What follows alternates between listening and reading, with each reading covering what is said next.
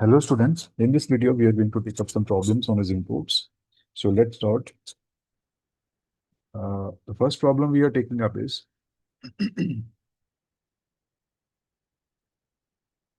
problem is find all the asymptotes.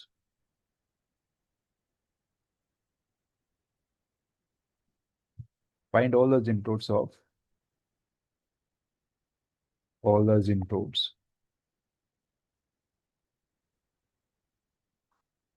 of the curve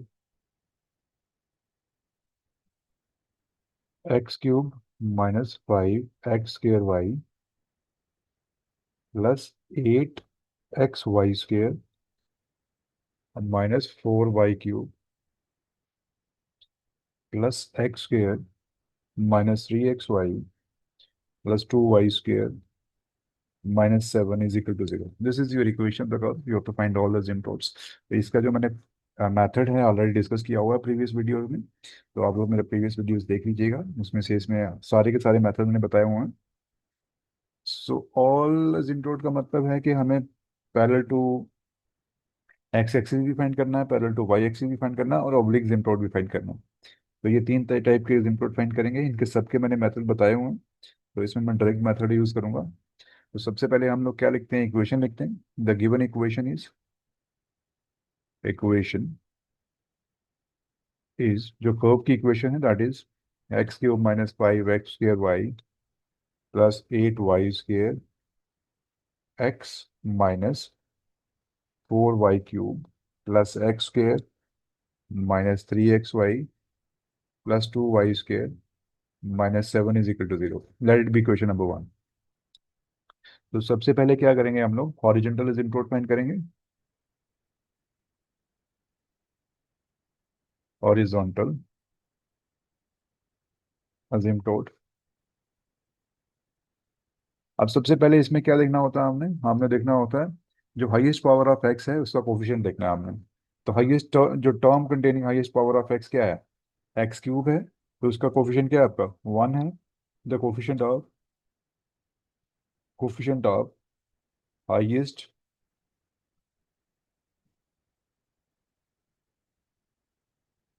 highest power of x is equal to 1 which is a constant, which is constant. This implies अगर constant हो इसका मतलब होता है no asymptote, no horizontal asymptote. Horizontal asymptote means asymptote parallel to x axis. तो ये asymptote नहीं होंगे. No asymptote parallel to x axis, ठीक है. तो एक्स एक्सिस के पैरेलल कोई भी asymptote नहीं है. फिर हम लोग देखेंगे वर्टिकल asymptote. वर्टिकल asymptote का देखते हैं. asymptote इसमें हमारे लिए क्या है, इसमें हमने देखना है कि जो कोफिशिएंट है highest power of y. Highest power y की कौन सी टर्म है, ये वाली है. तो वाई की हाईएस्ट पावर कितनी है, 3 है. तो इसका कोफिशिएंट कितना है, -4 है. अगेन कांस्टेंट, जब कांस्टेंट होता है तो इसका मतलब कोई भी वर्टिकल एसिम्प्टोट नहीं होगा. So therefore the coefficient of highest power of y is equal to -4 which is a constant, which is a constant. अगर ये कांस्टेंट है तो इसका मतलब क्या हो गया, नो वर्टिकल एसिम्प्टोट. तो आपके पास वर्टिकल एसिम्प्टोट नहीं मिलेगा, ठीक है. तो वर्टिकल एसिम्प्टोट इसका मतलब ये होता है कि no asymptote parallel to y axis के पैरेलल कोई भी एसिम्प्टोट नहीं मिलेगा, ठीक है. तो नेक्स्ट हम लोग बात करेंगे ऑब्लीक एसिम्प्टोट की. तो वो भी देख लेते हैं. Oblique asymptote. अब हम ऑब्लीक एसिम्प्टोट के लिए क्या कहते हैं, कैसे हम लोग इसको फाइंड करते हैं. तो लेट अस सी. सबसे पहले हम क्या करेंगे, हम देखेंगे थर्ड हाईएस्ट डिग्री टर्म कौन सी है. हाईएस्ट डिग्री टर्म कौन सी है आपकी, जो एक्स का क्यूब है, एक्स स्क्र वाई, इसकी भी 3 डिग्री है, इसकी भी 3 डिग्री है, इसकी भी 3 डिग्री है.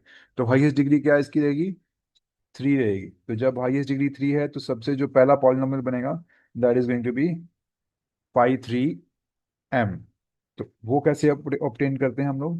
फाइव थ्री एम कैसे ऑप्टेन होगा? Five three M is obtain by, यहाँ मैं लिख देता हूँ साइड पे। Five three M is obtained by putting x is equal to one, y is equal to m in terms of degree three. जितनी भी थ्री डिग्री की terms हैं उनमें क्या करेंगे, x is equal to one put करेंगे, x y is equal to M put करेंगे। तो मेरे पास क्या आएगा? अब थ्री डिग्री की टर्म्स कौन कौन सी है? ये भी थ्री डिग्री है, टू एक्स की टू डिग्री है, वाई की वन डिग्री है, तो ये टोटल डिग्री कितनी होगी? थ्री। इसकी भी थ्री डिग्री है, इसकी भी थ्री डिग्री है। तो मैं क्या करूंगा, एक्स की जगह वन पुट करूंगा, एम की जगह वाई की जगह एम पुट कर दूंगा। तो यहाँ पुट करते हैं, एक्स की जगह क्या आ गया, वन, और फाइव एम स्क्र, वाई की जगह वन है, सॉरी नॉट दिस, वाई की जगह एक्स की जगह वन है, यहाँ लिख ही देता हूँ वन का स्क्वेयर, और एम प्लस एट। वाई की जगह क्या लिखना है आपने, एम स्क्वेयर लिखना है, और एक्स की जगह लिखना है वन। तो माइनस फोर, वाई की जगह क्या लिखोगे आप, एम का क्यूब। तो आपके पास क्या आएगा, one minus five M plus eight M square minus four M cube. ठीक है, तो ये आपका फाइव थ्री एम हो गया। चलिए आगे बढ़ते हैं। तो हमारे पास फाइव थ्री एम कितना आ गया, क्या आ गया ये, one minus five M, one minus five M plus eight M square, then next is minus four M square, M cube. ठीक है, this is what we have. तो ये हमें मिल गया। अब हम क्या करेंगे, फाइव टू एम निकालेंगे। वो कैसे निकालेंगे, हमने सेकंड डिग्री टर्म जितनी भी होंगे ना उनमें हमने सेम प्रोसीजर लगाना है। Five x is equal to one put करना है, y is equal to M put करना है। तो हमारी सेकंड डिग्री टर्म्स कौन कौन सी हैं? पहली टर्म आपके पास ये है, दूसरी टर्म सेकंड डिग्री की ये है, और सेकंड डिग्री की टर्म ये वाली है। तो तीन टर्म्स हमारे पास आ गई। इन तीन टर्म्स में हम लोग क्या करेंगे, एक्स की वैल्यू वन पुट करेंगे, वाई की वैल्यू एम पुट करेंगे, और वाई स्क्वायर की जगह एम स्क्वायर पुट कर देंगे। तो चले देखते हैं क्या आता है। हमारे पास जो फाइव टू एम होगा वो हमारे पास आएगा, पहले क्या, एक्स की जगह क्या लिखना है आपने, वन पुट करना है, फिर थ्री, एक्स की जगह वन, वाई की जगह एम, तो ये आएगा minus three M plus two y square, y की जगह क्या लिखना है, एम लिखना है, तो यहाँ पे क्या आएगा, टू एम स्क्र। तो ये हमारे पास आ गए। अब देखते हैं, फाइव वन है हमारे पास कहीं ये, क्या वन डिग्री की टर्म्स हैं कहीं भी? नहीं है, सिर्फ कांस्टेंट टर्म है, वन डिग्री की टर्म्स नहीं है। तो हम लोग सीधे लिख देंगे इसको, फाइव वन एम जो है वो सीधा जीरो है, खत्म बात। अब इसमें से हम, इससे हम लोग निकालेंगे फाइव थ्री डैश, क्योंकि ये हमें चाहिए। तो ये निकाल लेते हैं, फाइव थ्री डैश एम, ये कितना आएगा, minus five plus sixteen M minus twelve M square. ठीक है, तो फाइव थ्री डबल डैश भी निकाल लेते हैं। तो ये हमारे पास आ जाएगा, ये आ जाएगा हमारे पास, इसी को करेंगे तो ये आएगा sixteen minus twenty four M. ठीक है, तो ये हमारे पास फाइव।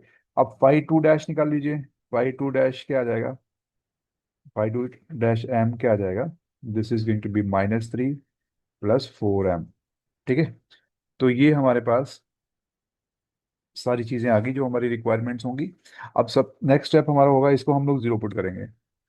तो कर दीजिए, पुट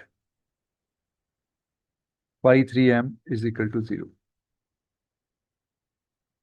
अगर ये जीरो पुट करोगे तो इसका मतलब क्या होगा, ये किसके बराबर है, one minus five M plus eight M square minus four M cube is equal to zero. अब मुझे देखना है कि कौन सा, इसको देखते हैं कौन सा नंबर इसको सेटिस्फाई करता है।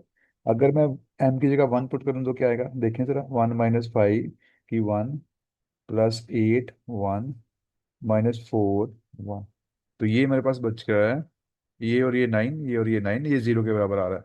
ठीक है, तो clearly m is equal to one satisfies, satisfies equation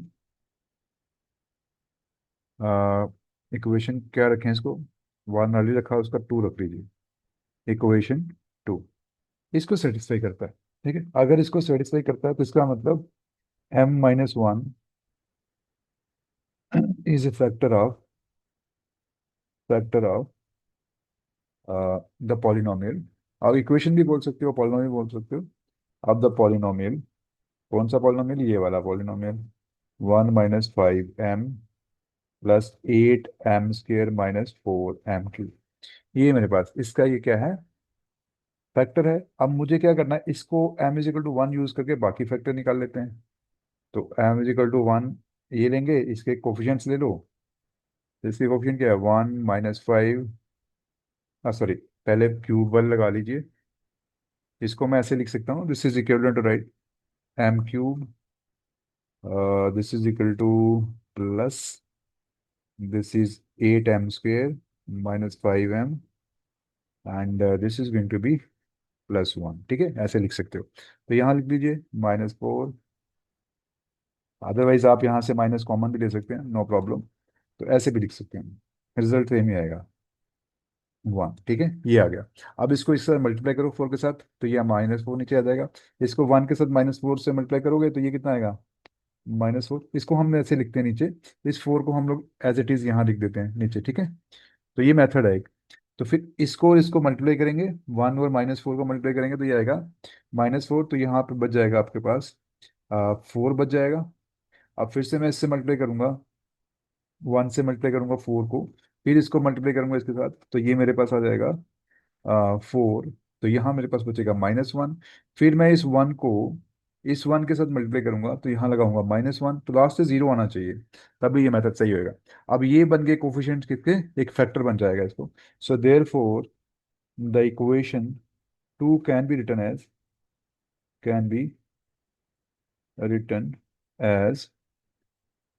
m-1 -4m²।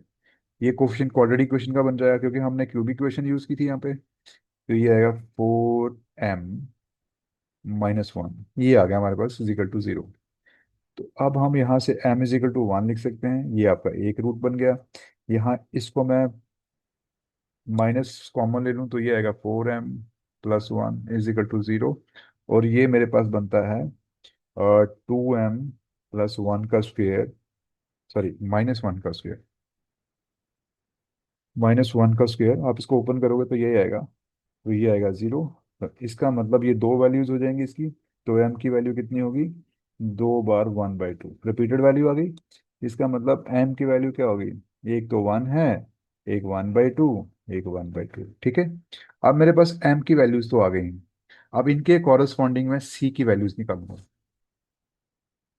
तो आपको पता है, ये मैंने पहले भी बताया हुआ है, पहले वाले वीडियोस में बताया हुआ है कि mx+c ये आपका क्या देता है, ऑब्लीक एसिम्प्टोट देता है। ठीक है, this is your oblique asymptote. Fine.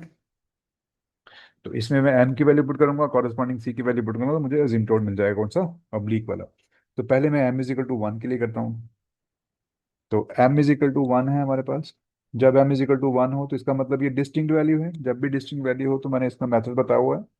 सो इसके लिए फॉर्मूला क्या यूज करते हैं, c = π-2m, this is not π-, this is π2m, this is π3-m, ये माइनस में ये वाला फार्मूला यूज करते हैं, प्रोवाइडेड ये 5 3 - m जो होगा ये नॉट इक्वल टू 0 होना चाहिए। तो यहाँ m क्या है, 1 है, तो इसका मतलब c क्या निकलेगा आपका, -5 2 1, दिस इज 5 3 1, 5 3-1। तो हमारे पास डैश की 5 3 की वैल्यू क्या थी, हमारे पास 5 3 कहाँ है, ये रहा, ये हमारा 5 3 है। इसमें हम वैल्यू करेंगे, m की जगह 1 पुट करेंगे, और 5 2m की वैल्यू क्या है हमारे पास, 1 - 3m 2m²। तो ये वैल्यूज पुट कर दीजिए इसमें। तो ये मेरे पास वैल्यूज हैं, यहाँ आ जाएगा -1 माइनस 5 2m, 5 2 1 लिखना है आपको यहाँ पे, तो यहाँ लिखोगे 1 - 3m, 1 - 3 1, then next is +2m², 2 1 का स्क्वायर, ये आ जाएगा। और 53 - m की वैल्यू लिखने है आपने -5, -5 +16 1 -12 1। ठीक है, ये वैल्यू आपके पास आ गई सारी। तो ये देख लीजिए क्या है आपके पास। अब देखिए यहाँ 2 है, यहाँ 3 है माइनस में, ये 1 है, तो ये 0 हो जाएगा। तो आपको सी की वैल्यू क्या हो गई, 0 हो गई। तो इसका मतलब y = mx + सी।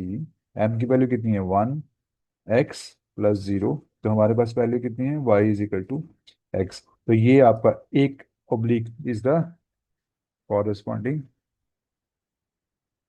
Corresponding oblique asymptote. पहला ऑब्लिक एसिम्प्टोट आपका निकल गया। अब हम क्या देखेंगे, m = दूसरी वैल्यूज 1/2 1/2।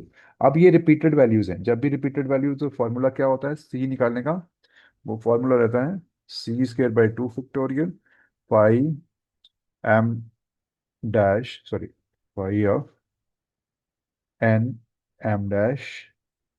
अब यहाँ पे मैंने ऑलरेडी लिख दिया है 5 2 और 5 3, यहाँ भी लिख सकते हो आप। तो मैं जनरल फॉर्मूला लिख देता हूँ, बाद में आप लिख लीजिएगा इसको। ये 5 n m plus double dash, this is c by 1 factorial, this is 5 n - 1 m 1 dash plus 5 of n - 2 m = 0। ये वाला फॉर्मूला यूज करेंगे। अब n की जगह क्या है, जो हाईएस्ट डिग्री होगी आपकी, हाईएस्ट डिग्री क्या है, 3 है। So therefore c is given by the formula c is equal to c is given by, formula क्या है, c² / 2 फैक्टोरियल 5 3 1 डबल डैश, क्योंकि n जो है आपका हाईएस्ट डिग्री कितनी थी, 3 थी। तो ये आ गया प्लस c, देन आ जाएगा हमारे पास 5 2 - 1 प्लस 5 1 1 अब आप इनकी वैल्यूज पुट कर लीजिए। यहाँ यहाँ वैल्यू है, सॉरी 1/2 लगेगा यहाँ पे, क्योंकि यहाँ वैल्यू कितनी है, 1/2 है। तो ये 1/2 आ गया आपके पास। ओके। अब यहाँ पे आपके पास इसकी वैल्यूज क्या है, 5 डबल डैश आपके पास है, ये वाला, ये 5 डबल डैश है, ये आपके पास 5 2 डैश है, और ये आपके पास 5 1 m है। तो ये चीज़ें आप यूज़ करोगे इसमें, ठीक है। तो इनमें आप वैल्यू पुट कर दो m की, तो आपके पास क्या आएगा, this is c² / 2 factorial 5 3 double dash m, this is going to be 16 - 24 ½ this plus c, single dash का क्या है आपका, -3 + 4m -3 सॉरी -3 + 4 1/2 प्लस 0 = 0। ये हमारे पास आ गई। तो ये हमारे पास है c² / 2। तो यहाँ से कैंसिल हो जाएगा, ये आपके पास आ गया 12, इससे माइनस करोगे, this is going to come as 4, and this cancels with this is 2, plus यहाँ से आपको मिल जाएगा, ये कैंसिल हो जाएगा इसके साथ, इसको ब्रैकेट में रख लीजिएगा, ये इसके साथ 2 हो जाएगा, तो ये कितना आ जाएगा, c - 1 = 0। तो हमारे पास यहाँ बच गया 2c² - c = 0। ये हमारे पास बच गया। तो हमारे पास c की वैल्यूज क्या क्या आ जाएंगी, c की वैल्यू आएगी c - 2c - 1, ये वैल्यू आ जाएगी। तो हमारे पास एक वैल्यू क्या आ गई, c की 0 वैल्यू आ गई, दूसरी वैल्यू आ गई आपकी c की 1/2। So these two values are here. ठीक है, ये दो वैल्यूज आपके पास आएंगी। तो देखते हैं अब इसके कॉरेस्पॉन्डिंग आपका क्या बनता है इसमें, रिजल्ट क्या आता है इसमें हमारा। तो वैल्यू हमारी आ जाएगी इसको हम इसके कॉरेस्पॉन्डिंग हम वैल्यूज फाइंड कर लेंगे। तो पहली वैल्यूज क्या आएंगी, चलें देखते हैं आप। ऑब्लिक इसको मिटा देते हैं क्योंकि इसका यूज हो गया है, इसको हमने यूज नहीं करना अब।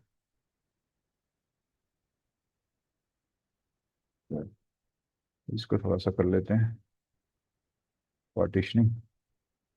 हाँ जी, चलें जी। अब देखते हैं क्या है। अब हमारे पास m की 1/2 है और c की वैल्यू एक 0 है, एक 1/2 है। So therefore the oblique asymptote is asymptote is क्या रहेगा आपका, y is equal to m x plus c. तो इसके corresponding for m is equal to 1/2 and c is equal to 0, y की वैल्यू क्या आएगी, y is equal to 1/2 x plus 0।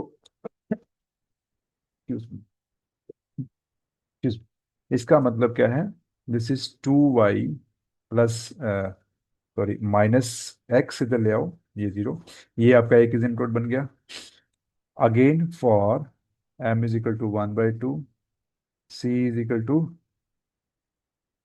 1/2। So ये क्या मिलेगा आपको, 1/2 x प्लस c की वैल्यू क्या, दूसरी वाली क्या है हमारे पास, 1/2 ही है, तो 1/2 आ गया। तो ये मेरे पास बनेगा 2y minus x, 2y - x -1 is equal to 0। तो ये दूसरा एसिम्प्टोट बन गया आपका। ठीक है, तो इसके कॉरेस्पॉन्डिंग ये दो m 1/2 के कॉरेस्पॉन्डिंग दो एसिम्प्टोट्स आ गए आपके। तो ये वाले एसिम्प्टोट्स हैं, तो एक एसिम्प्टोट आपका ये है। सो देयर फोर, अब सारे एसिम्प्टोट कितने हो गए, there four all the asymptotes asymptotes of equation one.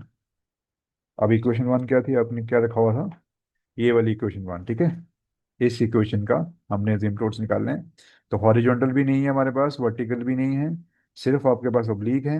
तो ये जो हमने निकाले हैं अब वही ओब्लीक्स हैं यहाँ पे। तो पहला एसिम्प्टोट क्या है, y is equal to x. अगर आप चाहो इसको तो इसको लिख सकते हो, इसकी ये वैल्यू है, पहले ये आ गया 2y - x is equal to 0 and 2y - x - 1 is equal to 0। तो ये आपके क्या हैं, तीनों के तीनों एसिम्प्टोट्स आ गए।